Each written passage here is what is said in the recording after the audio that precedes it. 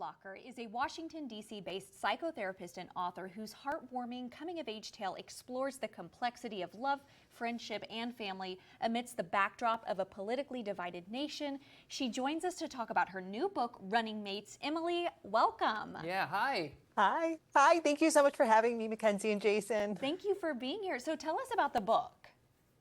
Okay, so it is a modern day Romeo and Juliet. It's about Anna, who's a liberal girl from a very liberal family. Her mom is a Rachel Maddow TV pundit type, and she falls in love with a Republican boy who is the son of a Republican senator. He's a lacrosse bro, and they end up in a running club together. And at first, she just admires his muscles, but then over time, she admires much more, and they fall in love, but have many obstacles because their families and the way they think are very different. Yeah, I would imagine. Yeah, exactly. So what actually inspired you to write this story? Okay. So the inspiration was in a very unexpected place. I'd wanted to be a published novelist for a long time, but I knew I needed a good hook. And I was moving back to Washington, D.C., where I was born and raised. I'd been living in New York for 16 years with my husband and my two small children. And it was in my son's nursery school class of just 15 kids. One parent was Mike Pence's old speechwriter, and another parent was President Obama's old speechwriter. And at first I was like, this is awkward. But by the end of the year, through birthday parties and family outings, everybody got along so well. And it was because we were there as parents and we had chosen the same nursery school. We were all raising kids in DC. And there's so much that we have in common. It's actually really easy to get along with people who think differently than us, even if it's really differently than us. Yeah, for sure. And this is so interesting, especially during an election year here. How does your work as a therapist inform your writing? Well, I think there's so much overlap because, when you're just with people in day-to-day life, they have a social self, right? They don't just tell you everything they're thinking, but in being in session, you get to hear all the inner workings.